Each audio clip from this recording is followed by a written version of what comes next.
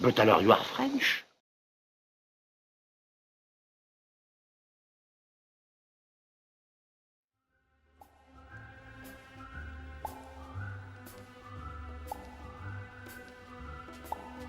Bonjour, je m'appelle Franck et je suis installé au Costa Rica depuis 2 ans. Ça fait 25 ans que je connais le pays pour y être venu souvent en vacances. Toujours reparti de ce pays en me promettant d'y revenir et un jour peut-être d'y habiter. Donc ça m'est arrivé. Donc il y a 2 ans, j'ai pris la décision de tout lâcher les affaires et les occupations que j'avais en France et à l'étranger, puisque j'ai vécu déjà beaucoup en Asie. J'ai décidé de venir m'installer au Costa Rica. J'avais un gros problème en arrivant, c'est que le café que l'on trouve dans le commerce n'était pas bon. Moi qui suis amateur de café, je savais que les grains de café du Costa Rica faisaient partie des meilleurs au monde. Mais ils ne sont pas commercialisés au Costa Rica. Sur mes recherches de bon café, je suis tombé sur un Français à l'époque qui travaillait dans la rue et qui avait un vieux torréfacteur fabriqué à Paris d'ailleurs dans les années 1920-1930. Et donc c'est devenu mon fournisseur de café. Et un jour, ce monsieur a décidé de partir du Costa Rica avec son matériel et ses machines. Je lui ai proposé de racheter son matériel pour pouvoir continuer à boire du bon café.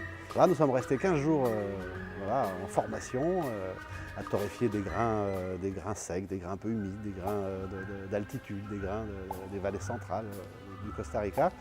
Et petit à petit, je me suis mis à torréfier du café. Je l'ai fait goûter à des amis qui avaient des restaurants. Je les ai mis en sac avec de simples autocollants. On les a vendus très facilement chez un ami qui a une boutique souvenir ici à Playa del Coco.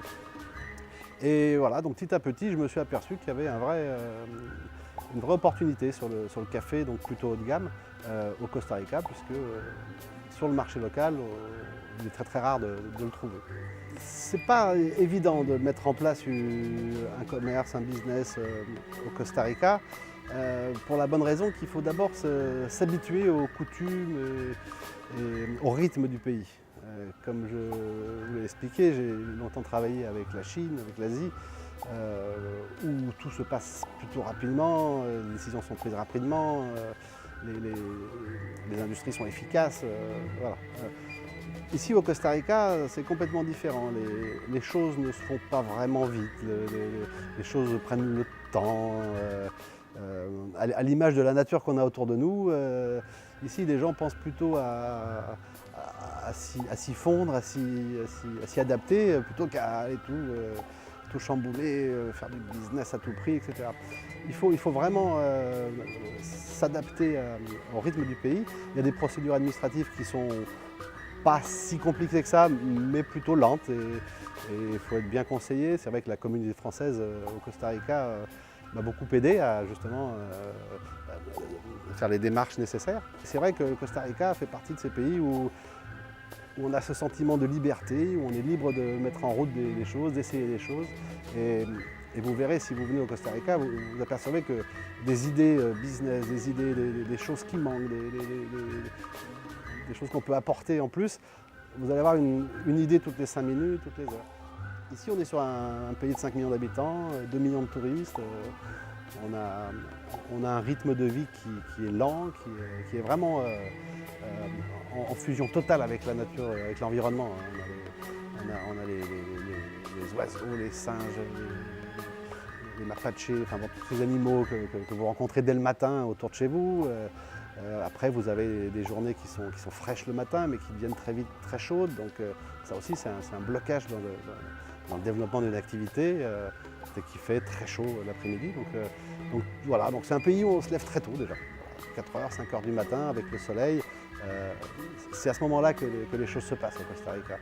Alors aujourd'hui, une journée type pour moi, c'est une journée qui systématiquement se démarre entre 4h et 5h30 pour les grasses matinées du matin, avec un bon café en terrasse. Je ne sais pas si vous voyez la vue derrière, mais j'ai la chance d'habiter une vieille maison de type costaricienne, traditionnelle.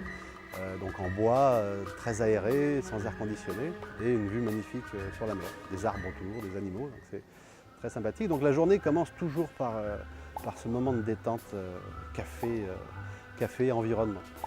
Ensuite, je profite de ces moments de fraîcheur pour faire une torréfaction, pour aller emballer un peu de café, moudre du café, l'emballer. C'est un moment aussi où je vais essayer des recettes. En ce moment, je travaille sur le café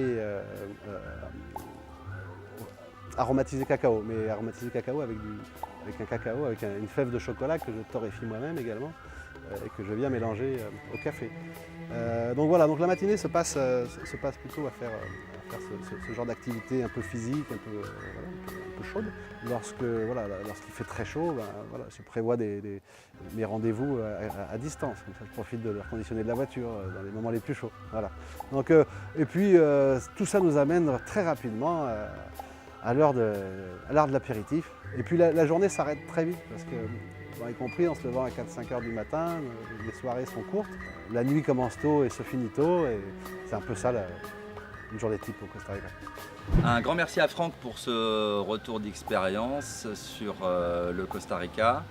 Un retour d'expérience passionné, une belle découverte, une belle histoire avec le café et une passion qui se transforme en esprit d'entreprendre. Un grand merci à tous d'avoir suivi cette vidéo et on se voit très bientôt pour la prochaine. Et pour la vida, comme on dit ici. Merci pour tout.